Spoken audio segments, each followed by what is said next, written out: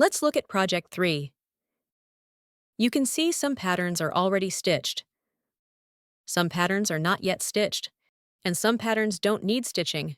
For example, these two birds' claws, and the long branches they're holding. Also, their eyes and beaks. These colors here don't need stitching. What will we stitch? These 6 stitches above, and the dove above, plus the flowers and leaves on both sides below, and the bird's wings, the outline around it, and the feathers in the middle. These all need stitching. Let's demonstrate the first stitch. Let's look at the first stitch, Lazy Daisy stitch.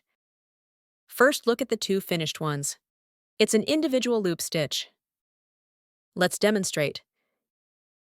Use color 13, 4 strands for stitching. Bring needle up at the bottom here. Take needle down at the same spot. Don't pull thread tight. Leave a loop on the fabric.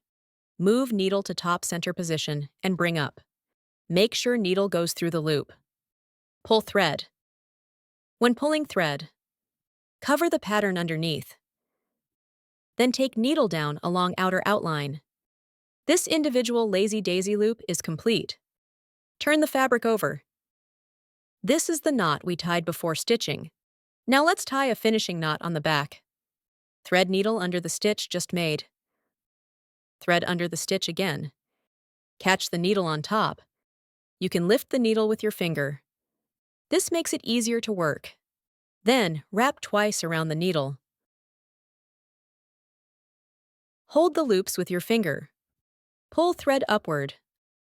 Adjust slightly. The finishing knot is complete. Trim excess thread with scissors. This is our finished knot on the back. This is the starting knot we tied.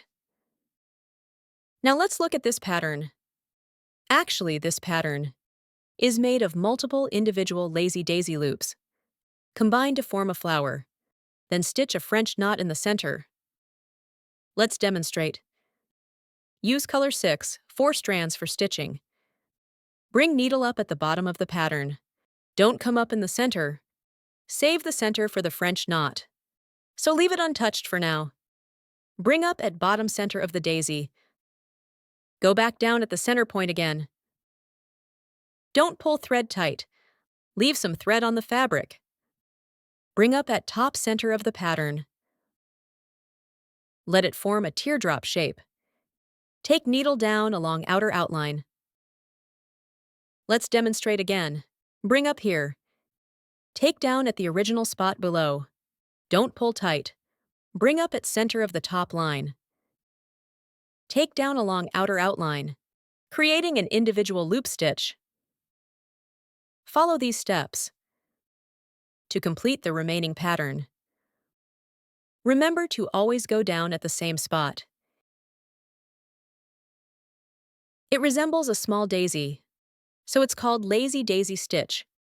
You can combine them like this, to stitch small flowers like this, or use it to stitch plant leaves, which is also a great choice.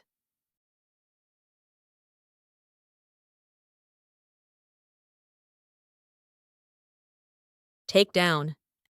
After stitching, bring needle up at center position. Hold thread in one hand, needle in the other. Wrap needle twice around thread. Point toward center and take down. Pull thread. Let's look at the finished overall result.